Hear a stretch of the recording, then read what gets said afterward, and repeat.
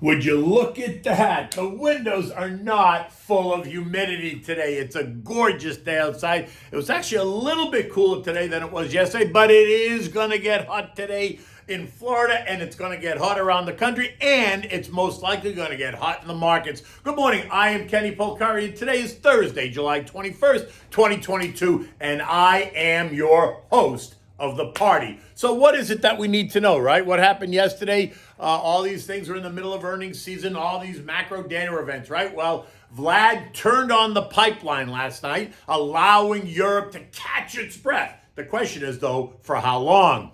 Oil under a bit of pressure this morning, down $5 as inventories rise, suggesting demand destruction. And housing under attack, not really a surprise. Mortgage apps continue to fall, existing home sales continuing to fall. And it is earnings, and more earnings today and the rest of this weekend for the next three. And what do we have for dinner tonight? Well, we're going to have the Mussels Posillipo, but we'll get to that at the end. So stocks ended the day up yesterday. NASDAQ and the Russell, the small and mid caps, otherwise known as the SMIDs, were the outperformers. And that does make some sense, right? Especially if you're trying to pick the bottom. Now, I'm not saying we're at the bottom. I'm just saying if you think the bottom is in, then you're going to go after the most beaten up names. And those are NASDAQ and Russell names, as we know. As the closing bell rang yesterday, we found the Dow up 48 points, or less than 0.2%. The S&P's up 23 points, or 0.6%. The NASDAQ gained 185 points, or 1.6%, while the Russell added 30 points, also gaining 1.6%, and the transport gained 125 points, or just under 1%. It was all about earnings and macro data concerning housing and the ongoing political issues that have kept Europe and the West on the edge of their seats. All right, so let's start with the earnings. The earnings parade continues, and so far we're running at about 70%, meaning 70% of reported companies are beating on both the top and bottom lines, and that's a bit below what the most recent history would have been, or has been, right? Remember last quarter we ran at closer to 80% of reports beating across both measures, right? So 70% is off a bit, but not a disaster so far that some on the street were worried about, right? But the season is young. We've only gotten about 45 S&P's company reporting so far. That's just a fraction of the 500, right? It's 9% of the S&P 500. So there is much more to go. But also keep in mind that the estimates that are expected have been slashed ahead of the season. So it's hard to understand why more of the companies are not meeting or beating those lowered estimates. But like I said, the day is young. We've got 3 more weeks of this, right? We're still on the appetizers. Just wait until we get to the meat and potatoes. Okay, yesterday's reports included 23 companies. 5 of the 23 missed on both the top and bottom lines, leaving 18 that met or beat. That's equal to 78% of yesterday's reports. So you see how that can change? And that's going to bring that percentage up, because in the end, the longer term average runs between 75 to 78% of companies that report meet or beat. And it's amazing how the street analysts always seem to fall in line with that percentage that they prepare the street for. So big names, right? It's Biogen, Abbott, CSX, NASDAQ, MT Bank, Elevance, and Tesla all beat. The most interesting ones, though, I thought were Biogen, CSX, Elevance, and Tesla. Why? Because it starts to tease us on some of the other coming industry reports. Now that the banks are out of the way, it's biotech, it's pharma, it's railroads, healthcare, and electric vehicles. And all those companies that I just named all reported better results. Tesla, though, was the one that everyone was waiting for. Come on, who's kidding who? They reported $2.3 billion in second quarter profit, better than the estimate of 1.9, but well below the first quarter profit of 3.3, right? He described the environment as being supply chain hell due to labor shortages, plant closures, etc., that kept him from running his factories at full capacity. He did manage, though, to get buyers to pay more for the same car, helping to generate $16.9 billion in the second quarter in total revenues. That was down from 18.8 in the first quarter. Sales were up 42%, but margins came under pressure, 27.9%, down from 32.5%. Recall, that was one of the line items that the street has been concerned about across all these reports, right? I talked about pressure on margins.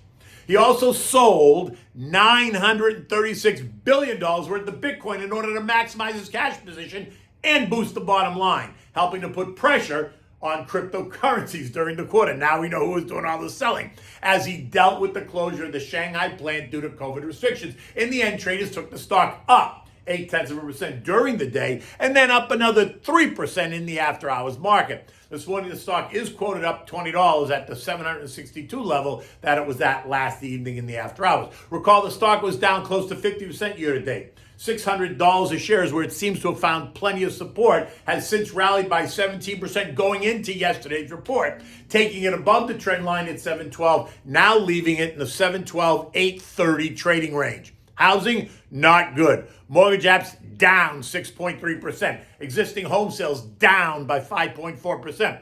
Why is that a surprise? Remember, housing starts are also down 2% as well. That was on Tuesday. Seems obvious to so many. One, because housing prices, like so many other assets, were out of control. And two, because the cost to carry, mortgage rates are up substantially this year. A 92% increase in rates. 2.75% in January for 30-year money, 5.3% today, and going higher after next week's rate increase promised by the Fed. So don't kid yourself. Housing is still going to come under pressure. It's just a math problem. Rates go up, prices come down. On the geopolitical front, it was all about what Vlad would do with the Nord Stream pipeline after its week's worth of maintenance, right, when it was turned off. So the question was, will he turn it on or not? Would he supply Germany and Europe with natural gas, or would he weaponize it and make them beg? Europe remained and remains on edge. And yes, the pipeline was turned on last night. Nat gas is flowing to Germany, but no one's throwing a party just yet. Vlad did indicate, remember, that the pipeline may need more maintenance in the months ahead. And those months begin to include the winter, when it's very cold outside. So sit tight, because this story isn't over at all. Germany now demanding that Europe cut nat gas usage by 15% in order to try to conserve supply as they scramble to replace Russia as the main nat gas and oil supplier. And Italian Prime Minister Uncle Mario Draghi has tendered his resignation to President Sergio Mattarella after the vote of no confidence in his government. So that now throws Italy into political turmoil once again. And in the UK, Prime Minister Boris Johnson bid farewell to Parliament, ending his reign by saying "Hasta la vista, baby" to 10 Downing Street. The fight for new leadership in the UK is now underway. And this morning, U.S. futures are under a bit of pressure, which makes some sense as we're in this 3,600, 4,000 trading range on the S&P. Dow futures down 80, S&P's down 7. The NASDAQ is up slightly 6 points. That's down from those 70 points earlier this morning. And the Russell is down 7 points. Oil is trading at $94.79 a barrel, down $5. Higher gasoline inventories now stoking the demand destruction story. If inflation is cooling demand for gasoline, then the idea is that prices should fall. But if inflation itself is cooling, then demand for gasoline should rise. So I guess what the action is really telling us is that the energy markets do not expect inflation itself to cool anytime soon, thus the demand destruction story. Eco data today only includes initial jobless claims, continuing claims, and the Philly Fed survey. So do not look for the eco data to drive the action. Hold on one second. Earnings today, though, include 20 more S&P companies, right? Dow, they already beat. Danaher, they already beat. Telephone, they already beat. Blackstone, they already beat. So far, that's 4 out of 4, right? Kaish, we still got Philip Morris, we got Nui, we got Domino's Pizza, FCX, Union Pacific, all before the opening. And then after the bell, we're going to hear from STX, PPG, Tenet Health, and Snap. European markets are mixed, right? Up or down by a little bit, about a half a basis point, 0.5%. With Italy, the outlier, down 1.5% after Draghi's resignation. Later today, we're going to get the ECB decision on rates. Will it be 25 or 50 basis points? Let's hope that Christine Lagarde makes the right decision. Inflation is kissing 10% across the whole zone. The markets are now pricing in a 50 basis point hike. Anything less might be considered weak on her part. The Nord Stream pipeline, like I said, is delivering nat gas to Europe, but it's noted that it's only running at 40% rate. Well, that's 40% more than it was last week, so let's not make it a crisis just yet, although stay on your seat. Now, Goldman Sachs' Jeffrey Curry, nat gas analyst, tells us that he expects nat gas prices to go ballistic as we move into the winter. Demand is going up and supply is not, and do not dismiss the fact that Vlad is in the driver's seat here. He controls the flow of gas through that pipeline. Do not forget that. If Vlad throws a hissy fit, then expect the flow to slow, sending prices even higher in Europe than they are now, and that may be good for nat gas stocks. FCG is one place to start to look. It's the First Trust Nat Gas ETF. It's up 37% year to date. It's up 17% in the last week. It closed at 23.41, and if the breakout happens, the breakout will happen if it pierces 24.50. Leaving the June highs of $31 a share in the line of sight. That would be a 28% move higher from here. The S&P closed at 39.59 last night after testing as high as 39.74 before pulling back. Remember, we're in the quiet period. Do not expect that you're going to hear anything from any FOMC member until after Wednesday. The chatter today and until next week is going to be all about the earnings and some speculation about the Fed.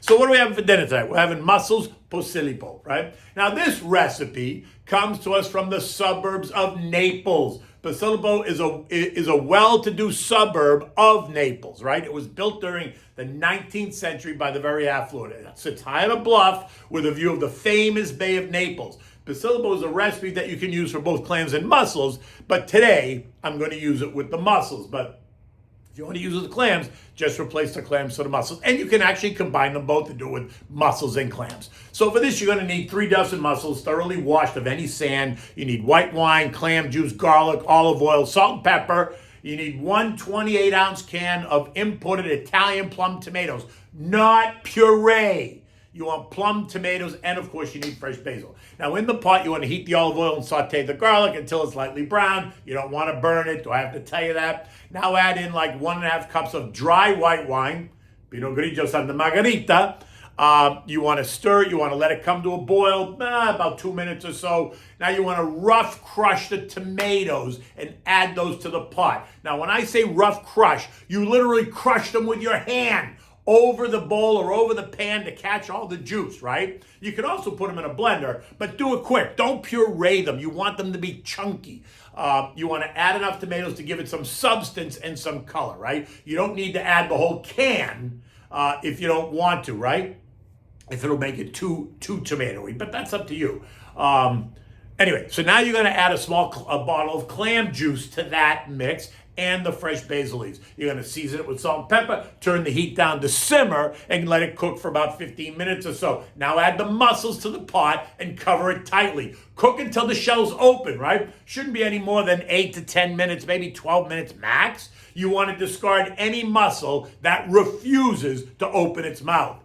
You want to present this in a large bowl, right, with the mussels bathing in the Posillipo sauce. The dish demands that you have to make garlic bread, because then you take the garlic bread and you dip it in the sauce as you're eating the mussels. Oh my God, it is unbelievable. And if you do it right, it is so delicious. Now, with this dish, you're going to use the same wine that you cooked with to drink, right? You're going to chill it because it's going to be white. You're not going to drink this with the red wine. You're going to most likely use what you cooked with. And you know, for me, that's the Pinot Grigio Santa Margherita. In any event, the day is young. The sun is coming up. The markets are getting ready. Until tomorrow, take good care.